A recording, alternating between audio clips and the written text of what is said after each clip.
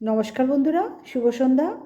চলে এলাম আর একটা নতুন ভিডিও নিয়ে। তবে আজকের কন্টেন্ট এখনও কিছু খুঁজে পাইনি ভাই। খুঁজে তো পেয়েছি, স্থির করতে পারিনি, কারণ প্রচুর কন্টেন্ট আছে, কিন্তু আমার মনের মতন কাউকে পাইনি এখনও। যার জন্যই আমি সেইভাবে কন্টেন্ট নিয়ে আজকে হাজির হইনি। আমি আজকে হাজির হয়েছি তোমাদের সাথে একটু গল্প করব বলে, কারণ মনের মতন কন্টেন্ট না পেলে না ভিডিও করে আনন্দ হয় না গো। চারটি ভিডিও করি, কিন্তু মনের মতো না পেলে ভালো লাগে না করতে। ভাবছিলাম যে ঠিক আছে, এতগুলো কন্টেন্ট আছে, একটা তার মধ্যে থেকে নিয়েই করি, কিন্তু না, কীরকম যেন ভালো লাগলো না, ঠিক প্রাণ পেলাম না কন্টেন্টে। আর প্রাণ না পেলে তো ভিডিও করা যায়, তোমরাই বলো, প্রাণ না পেলে ভিডিও করা যায়? আমি তো পারি না। যার জন্যই আমি আজকে আর কোনো কন্টেন্ট ঠিক মতন হলো না, ঠিক করা হলো না।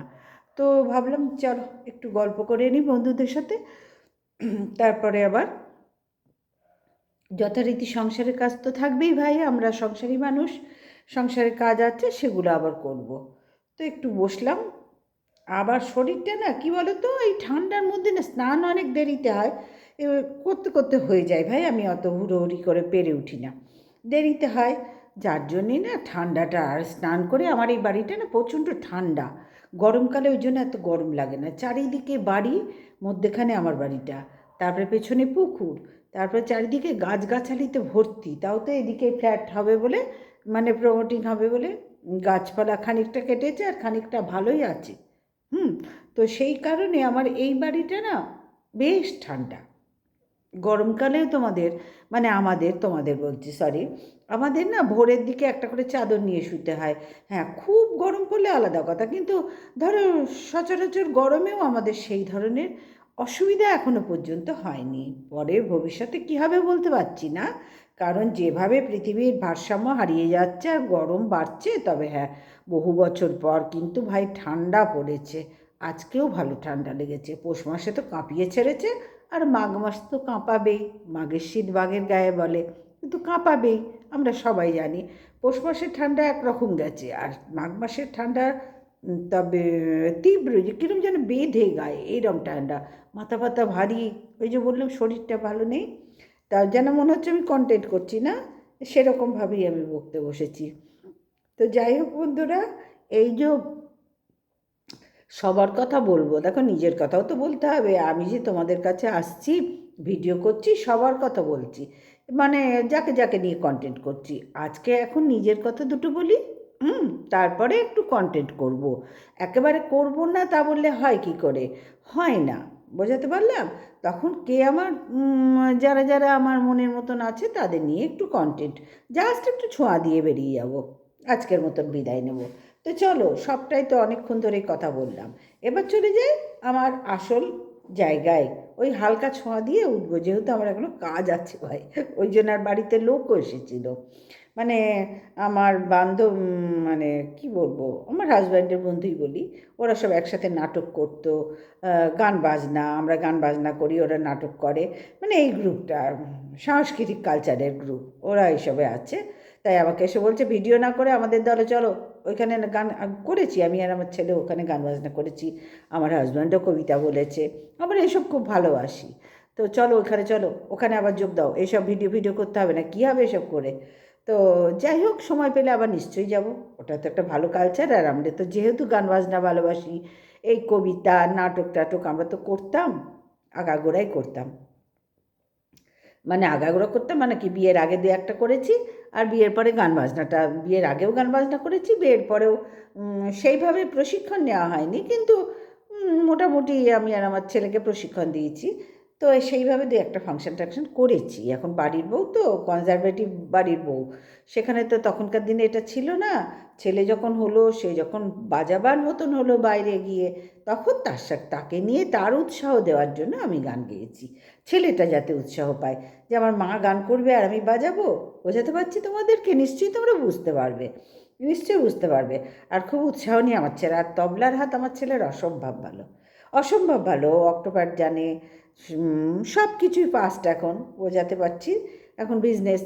যাই হোক, তবলার হাত কিন্তু অসম্ভব ভালো, ভীষণ ভালো। মানে তোমাদের হয়তো মা হয়ে তোমরা বলাটা ঠিক হচ্ছে না, তবলা বাজানোর হাতটা না মানে কি বলবো, একটা ফাংশন হয়েছিল আমাদের লোকালে, একটা ফাংশন হয়েছিল, সেখানে একটা ওদের বয়সী, আমার ছেলের বয়সী একটা মেয়ে গেয়েছিল আর ও বাজিয়েছিল।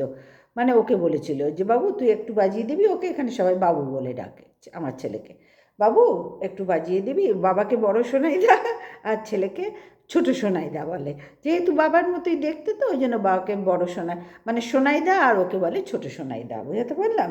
ওকে সবাই ছোট শোনাই দা বলে, আবার বাবুও বলে বাবু একটু বাজাবি। তো বাবুকে তো আগের থেকে না বললে তো হয় না, পড়াশোনা থাকে এ থাকে, তখন ছিল যখন বাজিয়েছে, সব কিছু থাকে, কলেজ টিউশন সব কিছুই তো ব্যস্ত ওরা। তো বলেছিল, তারপরে তবলার ক্লাসও করাতে হতো ওকে, যখন টিচাররা যেত মানে ও শিখতে যেত, তখন টিচাররা মানে গানের ক্লাস থাকতো, আর ওর টিচার যে তবলার টিচার ছিল এখানে, তিনি যখন আসতে দেরি করতেন তখন আমার ছেলে মেকআপ দিত, বলেই দিতেন উনি যে বাবু তুই একটু মেকআপ দে, আমি একটু পরে আসছি, তুই তখন ক্লাসটা চালা। মেকআপ দিত, সবার গানেও বাজাতো, এইভাবে মেয়েগুলো গান গাইতো, ছেলেরা গান গাইতো, এইভাবে আমার ছেলে ক্লাস করতো। তো যাই হোক, সেই এখানে একবার বাজিয়েছিল পুজোর সময়, আর সরস্বতী পুজোর সময় মনে হয়, এরকম একটা কোনো পুজোর সময় প্যান্ডেল হয়েছে, ঠাকুর ছিল, বাজিয়েছিল নাকি দুর্গা বিজয় সম্মেলনী হয় না সেই, যাই হোক এরকম একটা কোনো পুজোর সময়। তো গানটাই না তোমরা না শুনলে মানে দূর থেকে, আমি তো প্রথমে যাইনি, ও নিজে পাড়ার ভেতরে হচ্ছে, ওর বাবা ছিল, অবশ্যই ছিল, বাবা চেয়ারে বসেছিল, আর আমি পরে গেছি, আমার কাজটা সেরে গেছি। ছেলে বলছিল মা চলো আমার প্রোগ্রাম আছে, তুমিও চলো বা, কখন প্রোগ্রামটা দেয় দেখি। তা শুরুতেই দেয়নি, কিছুটা শুরুতে কয়েকটা হয়ে যাওয়ার পর, বাচ্চাদের হয়ে যাওয়ার পর, মানে একেবারে ছোটো সে বাচ্চা গেরি গুগলিগুলো হয়ে যাওয়ার পর, তারপরে দু একজন বড়দের পর তারপরে আমার ছেলেকে মানে ওই মেয়েটাকে দিল আর আমার ছেলেকে দিল একসাথে। সে বাজিয়েছিল এত সুন্দর না গো, কী বলবো, ওইটা শুনে মানে ধন্য ধন্য হচ্ছিল সত্যি। শোনাই তোমার ছেলের তবলার হাত কি ভালো, আমাকে কি গো এত সুন্দর তোমার ছেলে তবলা বাজায়, অদ্ভুত সুন্দর তবলা বাজায়, সত্যি হাত ভালো, শুনলে তোমরা মুগ্ধ হয়ে যাবে, এত সুন্দর তবলাও বাজায়। তো যাই হোক সেসব এখন পাস্ট হয়ে গেছে, ঢোল ডুগি তবলা অক্টোপ্যাড যা যা সরঞ্জাম, আমার হারমোনিয়াম তো সে থুয়ে এসছি বাপের বাড়িতে, হারমোনিয়াম তানপুরা সবই থুয়ে এসছি, থুয়ে আসে বলেই ভালো। যাই হোক, সে তো আমারটা তো অতি পাস্ট, আর ওরটাও পাস্ট হয়ে গেছে, এখন ব্যবসায়ী দোকান চলে গেছে, আর আমি ওই রুটি তরকারি করবো এখন, আর এই ভিডিও করছি, সবই একটা সময় আসে। তো যাই হোক, এই আমার হাজব্যান্ডের এই বন্ধুর মানে আমারও বন্ধু, ওর ওয়াইফ, সবাই আমরা বন্ধু, তাই বলছিল চলো আবার চলো আমাদের দলে চলো, গান বাজনা হোক আবার। কি করছো তুমি সন্ধ্যের থেকে বসে, কি করবে, ভিডিও করতে হবে না, চলো আবার গান বাজনা শুরু করে দাও। আমাদের সব নাটক করে, সব বিজয় সমিতিতে নাটক হয়, বিশাল নাটক হয়, গান বাজনা হয়, গ্রুপ আছে, বিরাট বড় একটা গ্রুপ আছে, আমাকে সেখানে 1000বার টানার চেষ্টা করছে, আর আমি নিজের এই পজিশান বুঝে আমি রোজ তো অ্যাটেন্ড করতে পারবো না, মাঝে মধ্যে অ্যাটেন্ড করলে তো আবার রিহার্সাল হবে না, আমাদের তো রিহার্সাল হতো আগে, রীতিমতো রিহার্সাল হতো, একদম সেই খেয়ে দিয়েই আমরা একদম সোজা ওর বাড়ি গিয়ে বসতাম, এই দাদার বাড়ি, যে দাদা এসেছিলেন ওনার বাড়িতে রিহার্সালটা হতো। ছেলেও স্কুল থেকে মানে ছেলেও, হ্যাঁ স্কুল স্কুল না তখন কলেজ ছিল, এসে যেত, ব্যাস ছেলে তবলা বাজাতো আর আমরা গান রিহার্সাল দিতাম, এই আমাদের চলতো। তো যাই হোক, অনেক দিন সেখান থেকে ডিটাচ আছি, এবার চলো একটু কন্টেন্টে ছোঁয়া দিয়ে বেরিয়ে যায়। তো যাই হোক, ডিজিটাল ভিখারি তো পুকুর থেকে মাছ তুললো, এবং সকালে ওর মা এক প্রস্ত মাছ কুটে বেটে রান্না করলো, তারপরে আবার বেলার দিকে এসে মাছ তুলেছে, এবং মাছওয়ালারা যে ও না থাকাতে যে মাছগুলো তুলে ফেলেছিল সেইগুলো করলো কি, ওর মাকে আবার বলতে এসছে, একটা বয়স্ক মানুষ সে কতবার মাছ কুটবে, তোমরা বলো তো, ওর ছেলেটার না এটা কেমন যেন একটু টাইপের আছে, ভোঁদাকেষ্ট টাইপের আছে, মা কতবার মাছ কুটবে, কতবার একটা বয়স্ক মানুষকে দিয়ে মাছ কোটাবে, তারপরে আবার মাতৃভক্তিতে উতলে উঠছে, মায়ের কষ্ট বুঝছে না কোথাও, হ্যাঁ কোথাও মায়ের কষ্ট বোঝার দায়িত্ব ওর নেই, অত 24 ঘন্টা মাকে দিয়ে এই খাটাচ্ছে তাই খাটাচ্ছে সেই করছে, তারপরেও মা মাছ এনেছি কোটো, এবার মা বা স্বাভাবিক মায়েরা কি বলবে যে আর আমি করতে পারবো না, আমাদের হয়ে গেছে, সেটাই বলেছে। সব চলে গেছে মাছ কটা নিয়ে পিকনিক করতে। ও তো ঘুরছে ফিরছে পিকনিক করছে, কৃষাণু মুখে পিকনিক করছে, ঘুরছে ফিরছে, বা পয়সা দাও পয়সা দাও পয়সা দাও। আর বউকে নিয়ে সাইকেল চালালো ওই পাশে বাড়ি পিসি, যে টিনুর পিসি হয়, তাকে নিয়ে আসলে কৃষাণু মানে উনিও কৃষাণুকে খুবই ভালোবাসেন, কৃষাণুও ভালোবাসে।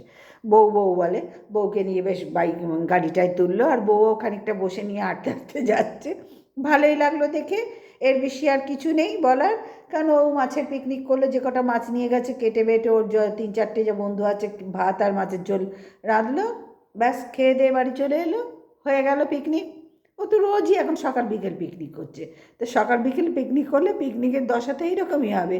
তবে যাই হোক, পুকুরের মাছ দিয়ে ভালোই ওরা খেলো দিল, এর চেয়ে বেশি আর কি চাই। তো চলো বন্ধুরা, আজকের ভিডিওটা এই পর্যন্ত রাখলাম। বললাম না আজকে আর সেইভাবে কন্টেন্ট কিছু পেলাম না গো, আমার না ভালো লাগে না। যা একটা কন্টেন্ট পাবো তাই নিয়ে করলে আজকে আমি তো দাঁড়িয়ে যেতাম, বলো না। আমি সেই রকম কন্ট্রোভার্সি ক্রিয়েটার নই, সেইভাবে নই। আমার মনের মতন পেলে তবেই আমি বসি, মানে করি, নাহলে করি না, ছেড়ে দিই, স্কিপ করে যাই। যে দূর এ কী বকবো, টিনুকে নিয়ে আর কত ভিডিও করবো, একই ভিডিও।